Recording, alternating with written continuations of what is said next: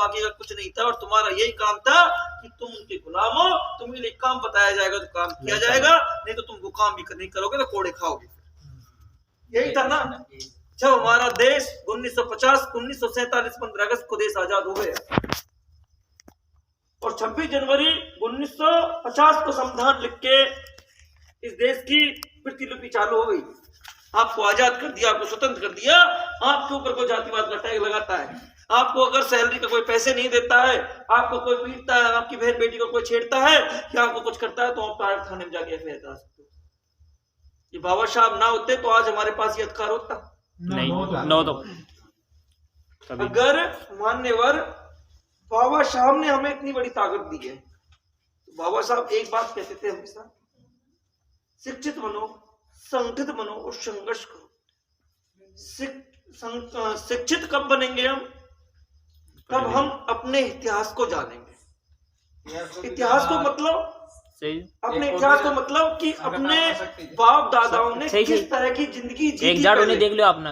एक मिनट भैया, इतिहास को मतलब शिक्षित जब होंगे हम, पहले इतिहास जानेंगे हमारे बाप दादाओं ने किस तरह से जिंदगी जी है, और उस तरह वो कैसे रहे। जब तक हमारे अंदर टीच पैदा नहीं होगी, हम उस टीच का बदला नहीं ले सकते। ये पक्की बात है। आपको जब तक दर्द नहीं होगा, जब तक आपको उसकी दवाई को तराशना नहीं पड़ेगा, दर्द होगा तभी पता चलेगा। इसके लिए रोकना चाहिए भाई दर्द होगा। तो हम संगठित होंगे, संघर्ष करेंगे, तभी अपने एक समाज को आगे बढ़ा सकते हैं। और इस काम को कौन कर रहा है?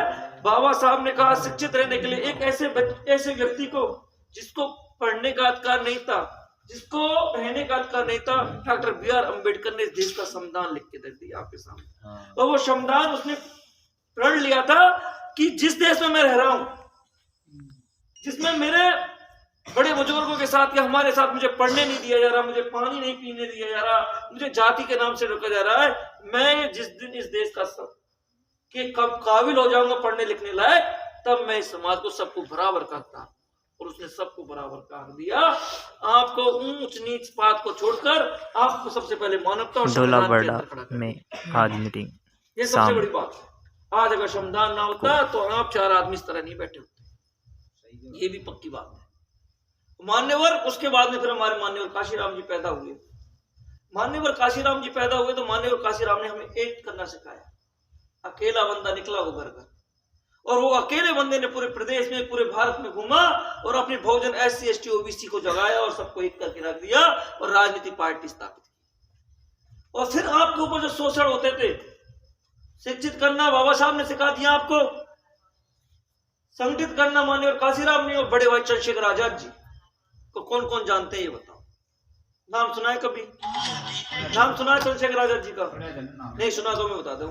एक चंद्रशेखर आजाद जी 34 साल के युवक, 34-35 साल के, अपनी समाज के अंदर अपनी बहनों के साथ, अपनी माताओं के साथ, अपने पिताओं के साथ, अपने बुजुर्गों के साथ कहीं भी अगर उनके साथ शोषण होता है, चाहे मनीषा वाल्मीकि ले लो आप, हाथरस वाली कांड, चाहे आप जितेंद्र मेघवाल ले लो, पाली वाला कांड, चाहे आप सुराड़ा वाला कांड ले लो, जो मटकी वाला कांड, अगर कहीं पे भी अगर अपनी समाज के साथ, अपने बच्चों के साथ, अपने परिवार के साथ अन्याय आती है, तो एक बंदा 100 मुकदमे को पीठ पर झेलते हुए आपके साथ मजबूती से पहुंचा खड़ा होता है। उसको ये नहीं पता कि आधी रात को कब में मुझे मार दिया जाएगा, कब मुझे आधी रात में कुछ कर दिया जाएगा। अकेला बंदा निकल के आपके लिए इतना कर रहा है, तो हमारा भी फर्ज बनता है उस बंदे के लिए मजबूती प्रदान करना, उसके साथ कंधे से कंधे से लगा खड़ा।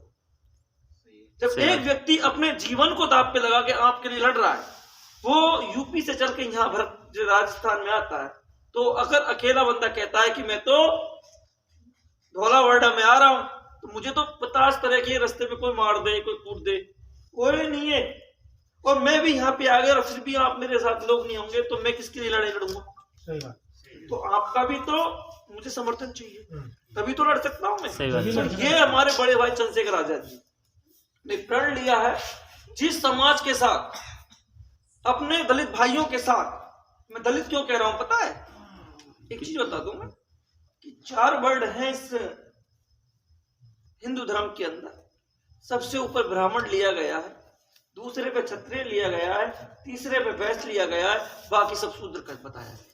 सही बात हुआ? सही बात है। तो मैं शूद्र ये कह रहा हूं, शूद्र के अंदर सभी आ गए। आज हम लोगों के ऊपर जातियों का टैग लगाकर हम लोगों को गुमराह किया जा रहा है। ऐसी सब हम शूद्र में 6743 जातियां हैं, वो सारी सारी शूद्र आते हैं, वो कहते हैं हम जाट हैं, हम गुजर हैं, हम फलान सिंह है, फलान सिंह है, ढकान सिंह है, वो सब शूद्र है। हम भी शूद्र है, वो भी शूद्र है। सही हो। लेकिन उनको जातियों के टैग में किस तरह बांध दिया, मैं अभी अपनी ले लेता हूँ। रैगर हुआ, भैरवा हुआ, जाट हुआ, बलाई हुआ, मेघवाल हुआ, सब एक है।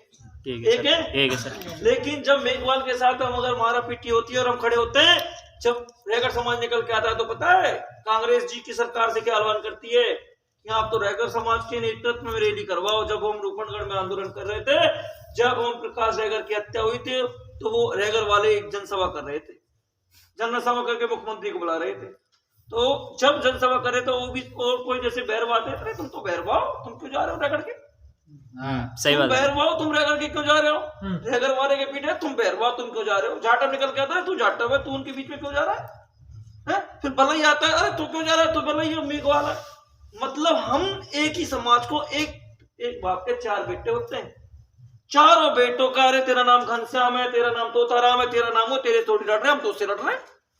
सोचने वाली बात है, बाप तो एक ही है। सही बात है सर। हम तो उसको पीट रहे हैं, उससे लड़ रहे हैं, आपसे थोड़ी लड़ रहे हैं हम। लेकिन वो चीज को समझो, बाप तो एक ही है। आज भाई वो पिट रहा है तो कल हम पिटेंगे।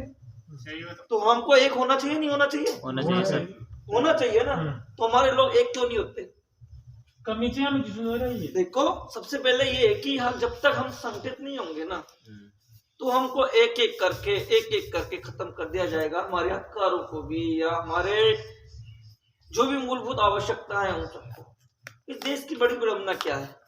इस देश की सबसे बड़ी विडंबना है, जो पैसे वाला है वो पैसे वाला होता जा रहा है, जो गरीब है वो गरीब से गरीब होता जा रहा है। सही बात। आपने लोगों ने कभी सोचा कि हम इतनी मेहनत कर रहे हैं, हम इतना अन्न उगा रहे हैं, इतना सब कुछ कर रहे हैं, हमारे पास इतना सही क्यों है? सोचने वाली चीज है। सबसे ज्यादा पूरे दिन मेहनत करते हैं, पूरी रात भर मेहनत करते हैं कि तो एक टाइम रात को 11 बजे खाना खा रहे हैं, रात को 10 बजे आ रहे हैं, सुबह खाना नहीं खा जब भी जाते हैं, और फिर भी हम इतना कमाते हैं कि शाम अगर हम 10 दिन कमाए नहीं तो घर का खर्चा ना चले। सही बात। और एक वो व्यक्ति है जो पूरे दिन एसी में बैठे रहते हैं, कुछ काम नहीं है, और वो करोड़पति है। क्या है? कोई ना कोई तो कहीं ना कहीं तो इस सिस्टम में गड़बड़ी है नहीं है?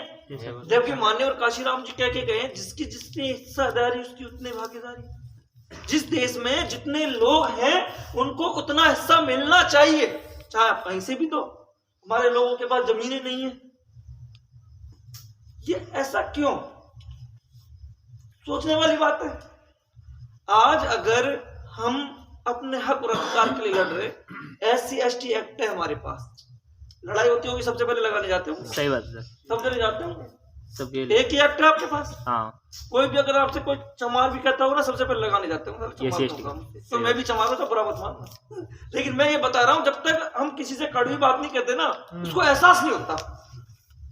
ये पक्की बात है। जब तक हम उसके सुई नहीं चबाएंगे, उसको दर्द का एहसास नहीं होगा। ये 100% सत्य है। और आपको मीठा मीठा पिटलाते रहे ना, तो आप भी फूल के कुप्पा हो जाओगे। अभी मुझे सत्संग कर लेने दो और मैं आऊं, अरे ये समाज तो बहुत अच्छे, तुम 50-100-200 रुपये निकाल के दे दोगे, अरे भगवान के नाम पर दे दो, इसको दे दो। सही कह रहा हूँ? आपकी थोड़ी सी तारीफ नहीं करती, लेकिन तारीफ से कुछ नहीं होने वाला। लेकिन बात तो यह है कि हम इतना मेहनत करने के बाद में भी इतने गरीब क्यों हैं? आज हमारे बच्चों की नौकरी क्यों नहीं लग रही है? तो मुद्दा तो ये है, मुद्दे हैं, उन पे बात होनी चाहिए। आज हमारा बच्चा पढ़ने जाता है तो कहीं ना कहीं आज स्कूलों में भी जातिवाद हो रही है, जबकि शिक्षा में समान को होना चाहिए, नहीं होना चाहिए। अगर बाबा साहब अगर जिंदा ना होते तो हमारी माता बहन आज हमारे बीच में नहीं खड़ी होती। आज माता बहन पढ़ लिख कर IPS ऑफिसर नहीं बनी होती। आज कह देती है ना लेडीज, मेरा आधा हक है जमीन पे, आधा हक है तेरी नौकरी पे, आधा अगर तुम मुझे तलाक भी दोगे तो आधी सैलरी तो मैं ले लूंगी, आधा करवा दूंगी। कह देना, क्यों कह देना। ये बाबा साहब की देन है, नक्शी भगवान की देन। सही बात है। अगर बाबा साहब ना होते ना तो आपके लिए कुछ भी नहीं। अगर आपको आदमी छोड़ेगा भी ना तो आप पूरे में से आधा करवा लोगे, वो भी डरेगा कहीं आधा नहीं हो जाए मेरा भाई, मैं तो रखूंगा। सही बात सर। तो ये बाबा साहब की देन है। और सबसे बड़ी बात तो यह है इस देश की, कांग्रेस बीजेपी की सरकार है, और कांग्रेस जो बीजेपी है वो आरएसएस के इफेक्ट पे काम करती है। आरएसएस का मतलब क्या है कि इसको हिंदू राष्ट्रीय संघ बनाना। हिंदू राष्ट्रीय संघ कब बनेगा? भगवानों का नाम लेके, उनका नाम लेके। जब हम हिंदू, हम तो कहते हैं, मैं भी कहता हूं कि मैं हिंदू हूं, लेकिन जब हमारे SC ST OBC के साथ या फिर हरिजन के साथ या फिर मेघवाल के साथ या फिर बलई के साथ या रैगर के साथ या मजदूर किसी किसान के बाद अत्याचार होता है तो उस हेडिंग में क्यों नहीं लिखा आता अखबार में आज हिंदू भाई के साथ हुई, ये क्यों लिखा आता है कि दलित भाई के साथ ये घटना हुई? सही बात सर। मैं कहने के लिए तैयार हूं कि मैं हिंदू हूं, लेकिन आप क्यों नहीं कहते कि आज हिंदू भाई के हुई, इसका मतलब आप मुझे हिंदू नहीं मानते। सही बात। तभी तो वो लिखते हैं कि दलित के साथ हुआ ये।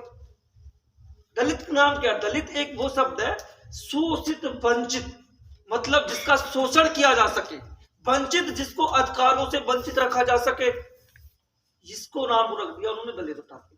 मतलब हम भी तो अधिकारों से वंचित हम ही रखें, हमको अधिकार नहीं मिले, सही बात। और हम ही शोषित होते रहे, तो उन पे पनाह भी देते रहे, गाली भी देते रहे, हम आपको उनको, हम दलित हैं, फिर आप हिंदू किस चीज के रहे हैं? ये बात सोचने की है। आज इस देश में भी ऐसा हो रहा है, तो अब बताओ आगे जाके क्या होगा। अब फर्ज है कि अपने अधिकारों को बचाने का टाइम आ गया इस देश में। अपने को सत्ता स्थापित करने का वक्त, अगर ये कब होगा? जब हमारी सत्ता होगी। अगर आप चाहते हो कि बीजेपी सरकार रहे, बीजेपी सरकार ने आपके लिए SC ST खत्म किया था 2018 2 अप्रैल को, ध्यान हो। सही है। आपके सारे लोग रोडों पे पहुंच गए थे, आंदोलन हुआ था। जब आप लोगों ने एक तीव्र आंदोलन किया था 2018 2 अप्रैल को, तो इस जो निकम्मी सरकार है बीजेपी, जो मनुवाद पे काम कर रही है, RS के फैक्ट पे काम कर रही है, वो ये चाहती है इस देश के मजदूर को इतना निचोड़ दो कि वो अपने आप को जिंदा रहने को भी ये सोचे कि इस देश का विकास हो रहा है, हम सांस तो ले रहे हैं, वही काफी है। अगर आप ऐसी जिंदगी जीना चाहते हो कि हम सांस ले रहे हैं वही जिंदगी है, या फिर ऐसी जिंदगी लेना चाहते हो कि हमने तो जिंदगी काट ली, अब हमें कुछ नया करना है, ये अब आपको सोचना। आपका आरक्षण खत्म करने की कोशिश कर ली पूरी सरकार ने। ये सरकार किसको बनाने वाले कौन है? हम लोग हैं। अगर हम अंगूठा वाला वोट की रवा सरकार नहीं बने किसी की, सोचने वाली है। अगर जिस दिन दलित इस देश का समझ गया ना, उस दिन सरकार इस देश में दलित चाहेगा वो बनेगा, और दलित चाहेगा वो काम होगा। लेकिन दलित तो बिक जाता है 200 रुपए में, 500 रुपए में, तो सरकार बने कहां से? फिर कहते हो कि हमारे ऊपर शोषण हो रहा है, हमारे ऊपर अत्याचार हो रहा है। शोषण अत्याचार जब तक होते रहेंगे जब तक तुम लोग नहीं सुधरोगे। और आप ये चाहते हो कि हम देश को सुधरे, तो सबसे पहले दूसरे को तब सुधार सकते हो, उससे पहले आपको खुद को सुधरना पड़ेगा। और जब तक आप खुद नहीं सुधर सकते दूसरे को राय नहीं दे सकते। आज मैं कहना चाहता हूं, इस देश ने हमारे सिस्टम को पूरे, हम देश संविधान से चलता है, लेकिन ये संविधान के झंझे उड़ा रहे। आज इन्होंने आरक्षण खत्म करने के लिए पॉलिसी अपना ली है। कैसे अपना लिए? आपका एयरपोर्ट बेच दिया इन्होंने, आपको ध्यान हो तो। सही है। आप सोचते थे ना हेलीकॉप्टर में कर ले, जब आप 3000 में कर देते, आप 5000 का भाई करोगे। आपका बिजली डिपार्टमेंट बेच दिया सरकार ने, नौकरी लगे तो लगी कहां पे है?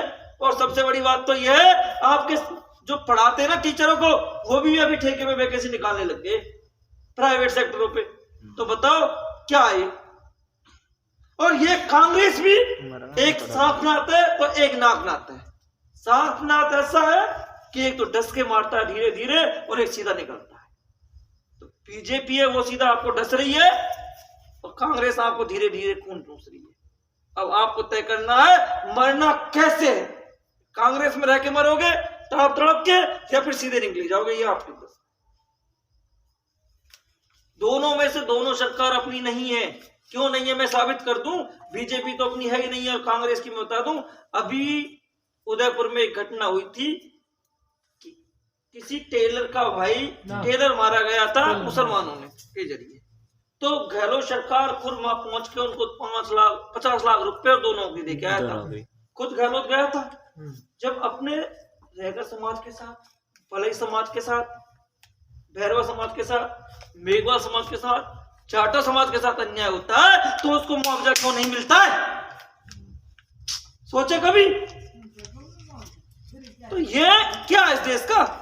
ये जातिवाद नहीं है तो क्या है? तो अब हमें जगना होगा, लड़ना होगा, और अपना अधिकार पहचानना पड़ेगा। हमारे बाप दादाओं ने गुलामी करके जो जिंदगी जी है, हम अपने बच्चे को कभी भी उस दलाली, उस गुलामी की जंजीरें नहीं पकड़ने देंगे, ना बनने देंगे। तो इसलिए आपकी आवाज उठाने के लिए एक शेर, जैसे मान्यवर डॉक्टर बी.आर. अम्बेडकर पैदा हुए थे, उनके विचारधाराओं को लेकर महापुरुष हमारे काशीराम जी पैदा हुए थे, ऐसे उनके विचारों को लेकर शोषित वंचित किसान भाइयों की आवाज को बुलंद करने के लिए, उनके अधिकार को जगाने के लिए एक शेर पैदा हुआ जिसका नाम चंद्रशेखर आजाद जी।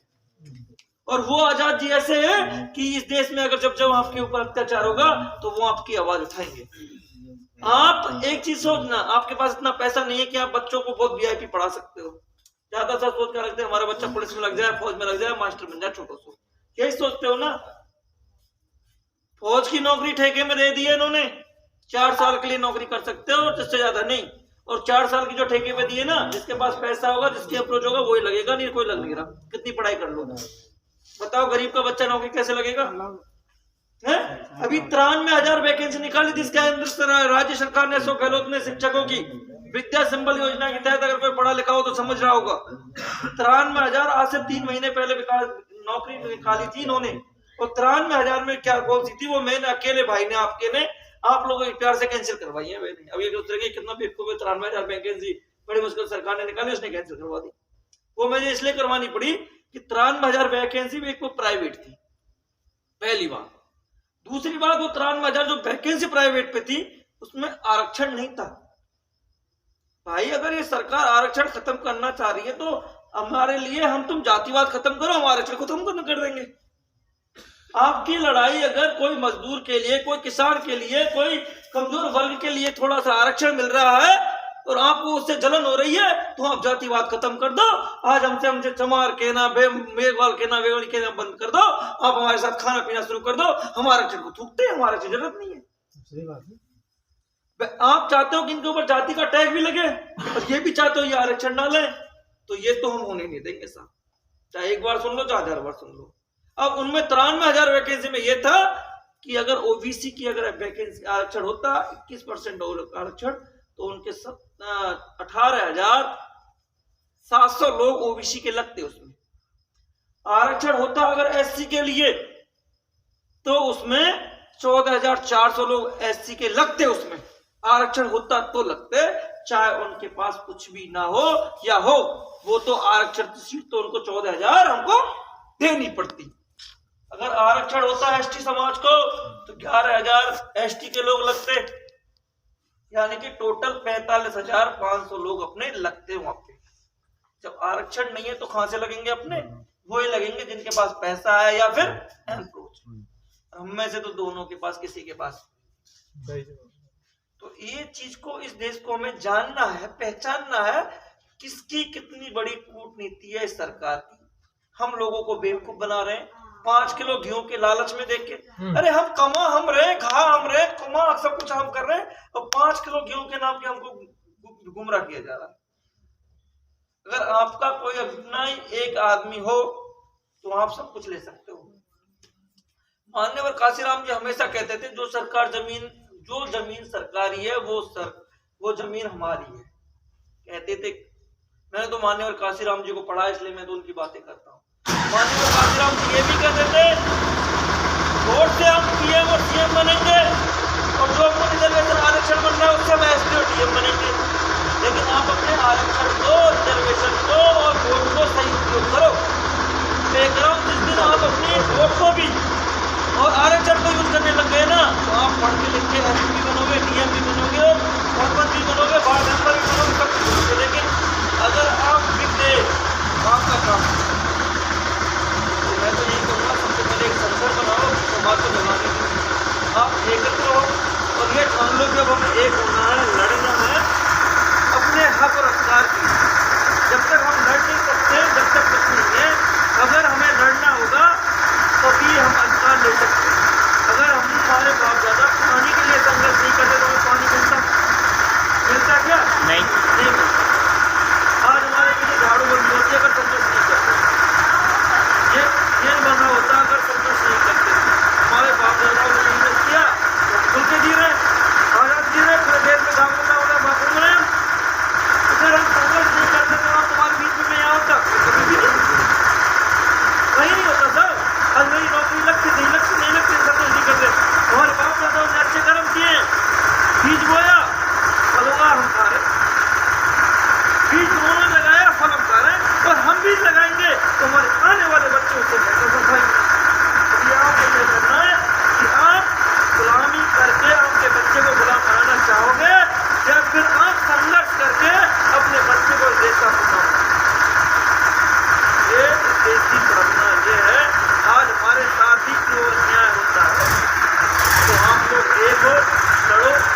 एमएलए बताते हो, आप दफ्तर दिखाते हो, आपका ही काम कुछ नहीं होता इस चीज़ों में।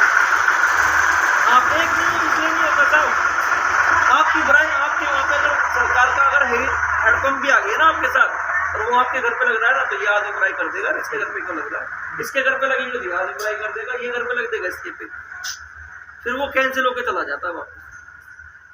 ये मैंने देखा, मैं बता रहा हूँ पूरे देश में। अरे जो सरकार से लाभ मिलता है कोई तो लो उसको। हाँ सही। हमारे इस देश में 85% आबादी है और 3% लोग ब्राह्मण है, 15% को पूरे को करके 3% ब्राह्मण है और 3% ब्राह्मण हमको 85% को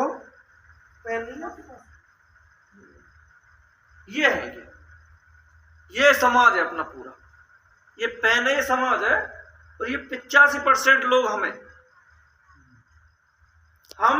ये पैन चल चल के जितनी भी शायद खत्म हो रही है, मेहनत तुम लोग कर रहे हैं। 50 इतना मेहनत कर रहे हैं कि हद से ज्यादा दिन रगड़ते हैं और एक रगड़ते जिस प्रकार स्त्री की खत्म हो जाती है इस तरह आपकी भी लिप्त हो जाते हैं।